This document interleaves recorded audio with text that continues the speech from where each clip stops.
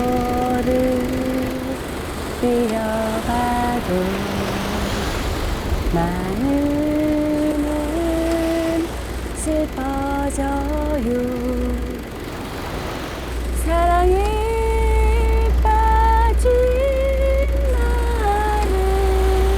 나를 정말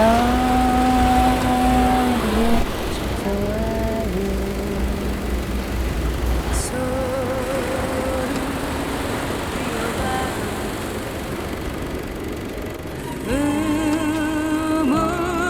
슬퍼져요. 사랑에 빠진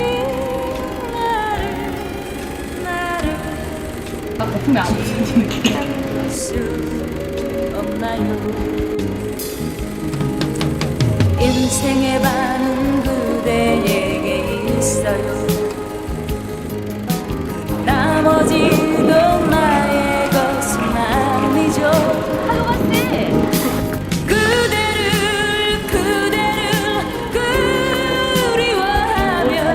술 갖고 아버지가 그냥 딱 들고 오거든요. 아빠 한 잔 해요 하고 딱 주고 아빠 두 잔 먹어. 마음 다 바쳐서 좋아한 사람인데 이룰 수 없는 사랑을 어쩌면 좋아요.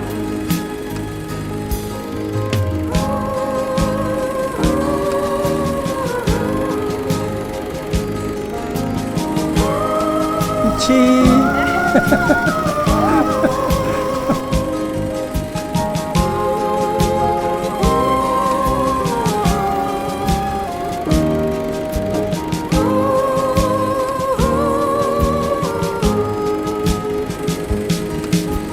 인생의 반은 그대에게 있어요. 나머지도 나의 것은 아니죠.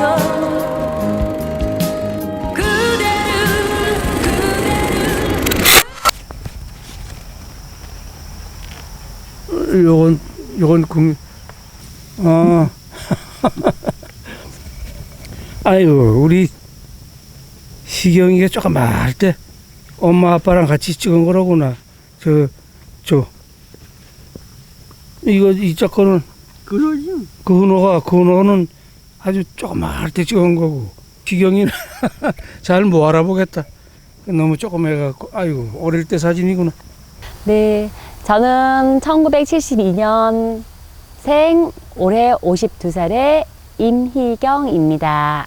신혜진의 아버지 신상국입니다. 생년월일은 1970년 6월 1일생이고 우리 산적한 강원도 고성군이라는 조그마한 마을 거진읍에 살고 있고요.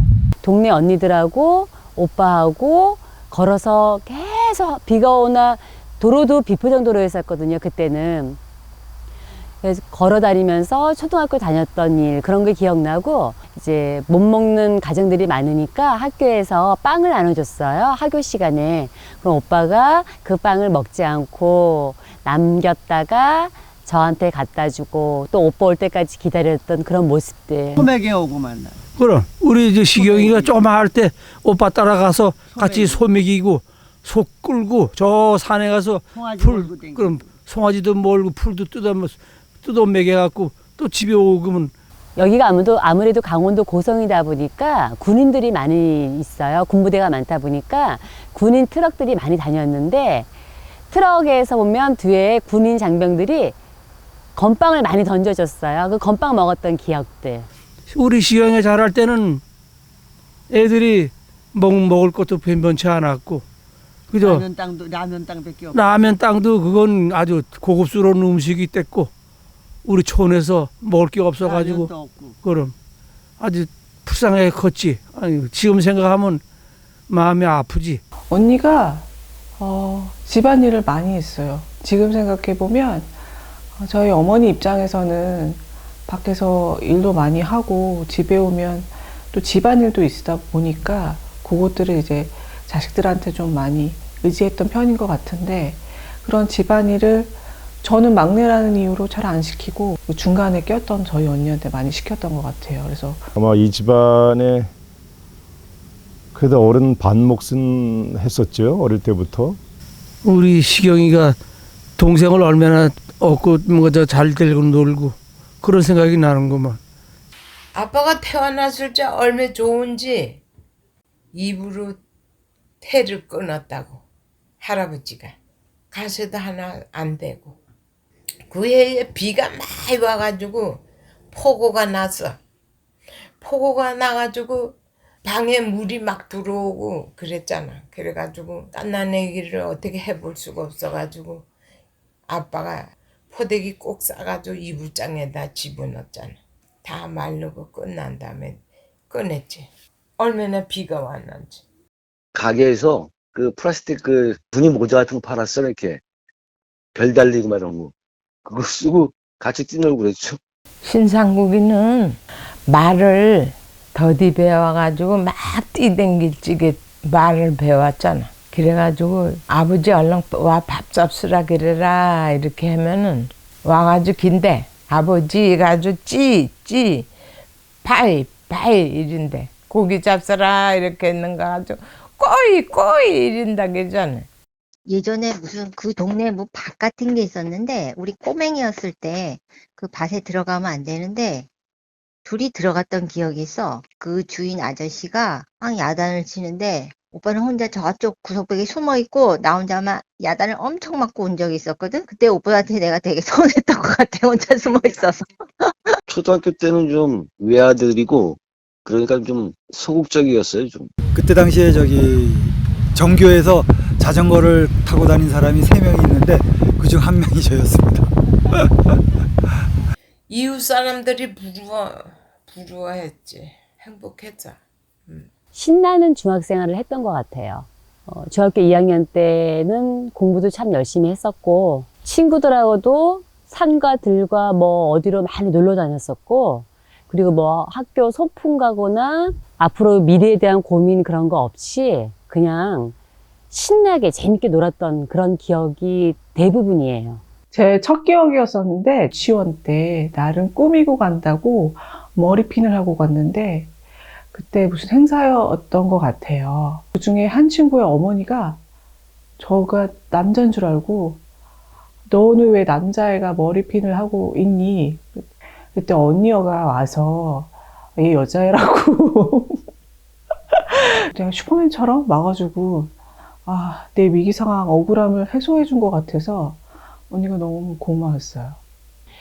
친구 집들을 많이 방문했어요. 굳이 많이 가가지고 뭐 떡도 튀겨 먹고 음식도 해 먹고 그렇게 어울렸던 친구들 중에서 저랑 제일 친한 친구가 그때 형성된 친구였던 것 같아요.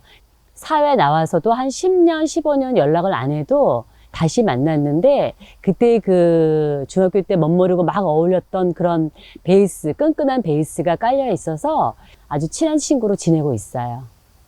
이미경 씨랑 같이 커피도 마시고 놀러도 다니고 그냥 엄청 친하게 지냈던 그런 추억들, 노래방 가서 노래도 하고 20대가 엄청 하여튼 서로 소통하면서 속 얘기 다 하면서 일산 꽃박람회라고 집이 광진구 쪽인데 일산이면 거의 서울 끝이어서 굉장히 먼 거리였는데 동생 보여주겠다고 언니가 데려가서 꽃이 엄청 많았던 것 같아요. 사진도 많이 찍어주고 언니는 예쁜 걸 보면 같이 가서 같은 뭐 다양한 포즈를 많이 취하는 것 같아요. 그거에 동화된다라고 해야 되나? 다양한 포즈를 취할 수 있는 사람이에요. 예. 뭐 한 번은 저기 내 군대 갈 때 저 경남 진주까지 같이 여행도 다니고 있죠. 속초라는 외지를 나갔으니까 외지에서 같이 만나서 뭐 이렇게 밥 먹고 오는 게 좋더라고요. 고1이었나? 그 시점에 오빠가 내 생일이라고 인형을 하나 사가지고 내가 있는 그 하숙집에 이렇게 인형을 하나 사다 놓고 간 기억이 그게 나는데 그때 되게 고마웠던 기억이 나요. 우리 담임이 여자인데 우리 학교에서 제일 잘생긴 사람이 상국이래요. 제일 잘생긴 사람이 상국이라 얘기하더라고 그때. 그때 잘생겼어요. 고등학교는 저 거진 읍내에서 속초시로 유학을 갔습니다. 그때부터 인생이 조금 외주를 탄 것 같아요. 3년을 공부보다는 고민을 많이 한 것 같아요. 근데 지금 와서는 뭘 고민했는지 모르겠는데 그렇게 고등학교 3년은 그냥 의미 없이 그냥 세상을 고민을 한 것도 있고 여자친구를 고민한 것도 있고 뭐 남북 통일도 고민도 좀 하고 고민만 하다가 3년을 다 보낸 것 같습니다. 고등학교 때는 비운의 고등학교. 아까 중학교 때 중학교 3학년 때 진로로 결정할 때, 엄마의 권유로 여상을 가게 됐는데, 저는 공부에 크게 뜻이 없었기 때문에 그냥 여상을 갔었는데, 너무 배우는 과정이 나하고는 안 맞았어요. 그게 희경이가 학교 다니고 할 때 중학교 보내고 고등학교 들어가가지고 우리가 가정 형편이 뭐지 그때 당시에는 어려워가지고 대학교를 못 보낸 게 아주 부모로서 한스럽고 참 죄송하지 뭐. 아유 아주 지금 생각하면 안 됐어 우리 희경이가. 이상해. 다른 것보다는 뭐 돈 많고 이런 것보다는 지금도 저는 그렇게 생각을 합니다. 그 공부에 대한 그 갈증이 좀 많이 남아있지 않나. 사실 제 동생은 그럴 만큼의 자격이 있었는데, 남매로서의 관계에서 보면 제가 좀 무임승차를 많이 했습니다. 좀 갚아야 될 마음의 빚이라든가 일종의 그런 것들이 좀 있어서, 사실 뭐 이런 대화는 우리 신 PD님 어머니 이미경 씨와 한 번도 나눠본 적이 없습니다. 글쎄요. 잠깐만.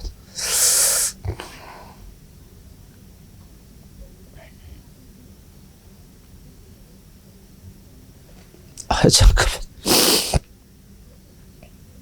다행히 좋은 배우자를 만나서 자식들을 많이 낳았는데, 예, 자식들로 인해서 많은 행복을 느끼는 것 같아요. 그때 첫눈이 왔나 그래가지고 우리가 가다가 눈길에 사고가 나가지고 시계 다 끝난 다음에 도착한 기억이 있죠, 한번. 그때 끝난 후에 저 뒤풀이에서 만났죠. 우리 언니가 그 나이 때 되게 예뻤었는데 화장이 그날 저희 어머니가 추천해준 미용실 원장님이 해주셨는데 너무 속상했어요. 그거는 좀 속상했어요. 둘이 신혼여행을 가다 보니까 남는 건 사진밖에 없을 것 같아서 사진은 많이 찍었어요. 많이 찍었고 날씨가 안 좋아가지고 파도가 많이 쳐서 파도가 친 그런 기억이 나네요. 방파제에 가서 사진도 좀 찍고 그랬는데 상국 씨가 조그만 케이크하고 꽃다발 들고 와가지고 문 열어달라고 세레나데를 불렀었어요. 제가 술을 좋아하는데 술을 먹고 술이 좀 취한 상태에서 우리가 거기 2층에서 살았는데 그게 한 4층짜리 빌라예요. 1층 계단에서 와이프 들으라고 세레나데 노래를 한 곡 부른 적이 있었어요. 와이프는 계단 뛰어내려갖고 창피하다고. 결혼하고 나서 힘든 적이 좀 있었죠. 집안의 위기가 좀 찾아오고 그런 부분에 있어서 순탄하진 않았다. 여기 사업을 좀 하다가 크게 어려움이 도래가 돼가지고 그거를 극복을 못했어요. 거기에 온 좌절감, 그 몇 년이 참 힘들었어요. 다만 옆에서 지켜보기가 힘들었는데 그때가 아마 지금까지 살아온 인생 중에서 가장 힘들지 않았었나. 그때 너무너무너무 슬펐어. 맨날 울고 그랬다가 한 2, 3년을 그렇게 힘들게 살았는데 살다 보니까 그 꿈을 이룰 수 있는 영향력이 떨어졌고 능력도 없고 그럼 거기에 대한 자괴감도 많이 느꼈는데 그걸 다 이제 없애버리고 현 위치에서 내가 할 수 있는 거를 찾다 보니까 새로운 또 행복감을 느끼게 됐고 또 내가 살아가는 의미도 또 부여하게 되고. 그래도 굉장히 긍정적인 성격이고 씩씩한 성격이어서 내가 부딪혀서 해결하자라는 그런 태도를 갖고 있어요. 그럼에도 불구하고 지금은 그 과정을 아주 견실하게 극복해 가는 과정에 있지요. 그 부분은 놀랍습니다. 존경하고요. 되게 크게 높이 사는 면이거든요. 그럼 주저앉을 수도 있고 너무 큰 좌절을 맛볼 수도 있는 상황인데 아무튼 되게 열심히 사는 사람이에요. 행복이 그렇게 뭐 먼데 있고 꼭 많은 걸 성취해야 행복한 건 아니더라고요. 내 주변에 내가 지금 가지고 있는 것, 내가 지금 하고 있는 거에서도 그걸 찾을 수가 있기 때문에 그러한 소소한 행복을 찾아서 살고 있는 것도 참 재밌어요. 그래서 지금 많이 행복해 하고 있습니다. 단지 앞으로 이제 반 살았으니까 반 정도 남았는데 사회에 좀 도움이 되는 역할을 했으면 좋겠습니다. 또 인생이 그렇나 살다 보니 우여곡절도 있고 아픔도 있고 슬픔도 있고 나는 살아가는데 지금까지 살면서 사는데 가장 중요한 게 행복이라고 생각해. 행복이란 말은 너무 포괄적인데 거기에는 건강도 해야 되고 사랑도 해야 되고 여러 가지 의미가 담겨져 있거든. 근데 긍정적으로 살고 싶어. 부정적으로 살고 싶지 않고 그냥 모든 걸 좋게 바라보고 싶어. 이 소나무가 이렇게 많은데 얘는 항상 이렇게 푸르르지. 너무 예뻐. 이런 것들. 코믹하고 좀 긍정적이고 그렇게 살고 싶어. 날씨가 가을 날씨 같아요. 여름이 뚝딱 가버렸어요. 내 나이가 점점 한 살 더 먹어가는 것 같아요. 아쉬워요. 낙엽을 태우고 있었던 것 같아요. 근데 가을에 낙엽을 태우고 있었는데 가을이 탄다라는 표현을 하더라고요. 네. 그렇게 감성적인 면도 있었고. 당신이 맛있게 먹는 거 보니까 기분이 더 좋네. 신랑은 주관이 아주 뚜렷했어요. 좀 단단한 느낌? 그런 게 가장 매력적인 것 같아요. 모든 일에 정말 한 번 더 생각해보고 좀 신중하다는 거, 그다음에 자기 가족도 있고 자기 지인들 이런 사람들 많이 챙겨요. 묵묵히 자기 할 일을 다 해낸다. 어떤 상황이든 어떤 일이 닥치든 어떤 위험 요소가 있든 묵묵히 핑계대지 않고 자기 할 일을 다 하는 모습이. 어머나! 야자수구나! 야자수가 아닌 것 같아. 제 동생은 굉장히 성실하고 근면합니다. 생활력이 굉장히 강해서 본인에게는 좀 박하고 남에게는 좀 선뜻 측은지심을 내줄 수 있는 그런 성격의 사람입니다. 부정적이지 않고 항상 긍정적이구나. 다 이제 표현이 되는 다정함? 약간 그런 사람인 것 같고, 그리고 되게 진짜 강한 사람인 것 같아요. 뭔가 굳은 일 같은 것도 약간 티를 안 내고 대단한 것 같고. 그냥 매사 느끼는데 항상 누굴 만나든 어딜 가든 항상 밝고 긍정적인 모습에 배우고 싶다? 라는 생각까지 들은 적도 많았었어요. 아빠 옷 벗었어? 옷 벗는 것도 찍니? 깊은 정 있는 아지 뭐. 아주 착했지. 그럼 나한테는 뭐 조선에 없는 아들이지. 겉으로 표현력이 좀 약하긴 해도 그래도 어느 날 술 먹고 이렇게 하는 얘기들을 이렇게 들어봤을 때 그래서 저렇게 깊게 생각하는 면도 있구나, 가족들을. 아빠는 저에게 있어 벽 같은 존재? 뒤에서 항상 묵묵히 지켜봐주고 항상 저의 끝자락에서 떨어지지 않게 받쳐주는 그런 존재인 것 같습니다. 언니는 늘 엄마 같았기 때문에 그냥 우리 언니는 엄마 같은 사람이고 늘 고마웠죠. 밝고 착하고 그리고 이제 친구들이 주위에 너무 많았고 항상 엄마가 있으면 주위의 분위기가 너무 밝았어요. 그때 항상 내 편에서 참 위로가 되어준 친구예요. 많은 친구들 중에 정말 최고 좋은 친구라고 저는 생각을 해요, 이미경 씨를. 천지 없다고 키운 건데 보물이지. 지금에 와서는 가장 큰 존재죠. 없어서는 안 될. 임희경이 없어서는 안 될 내 소중한 딸이지. 엄마가 예쁘게 못 키워주고 맨날 일만 시키고 동생 업어주라고 욕하고 그렇게 해도 말 잘 듣고 열심히 살아온 소중한 딸이지. 엄마는 저에게 있어 없어서는 안 될 존재죠. 좋은 일이 생기거나 아니면은 내가 뭘 해냈을 때 항상 제일 먼저 자랑하고 싶은? 희경이가 자랐을 때는 좀 아가 성격이 명랑하고 노래도 잘했어. 아주. 그래서 참 귀여움을 많이 받았지. 끝까지 따르리 저 끝까지 따르리 내 사랑 그대 내 품에 안겨 눈을 감아요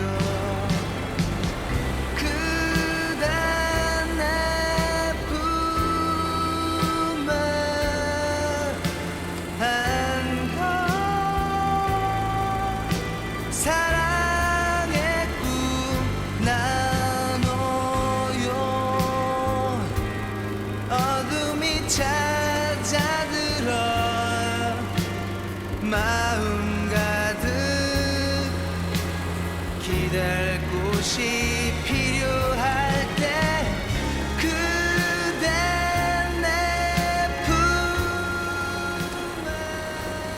보고 싶다, 시경아. 올라와, 보고 싶다. 보고 싶어요, 오빠. 야, 보고 싶다, 희영아. 보고 싶기는 만나 보고 싶지 뭐.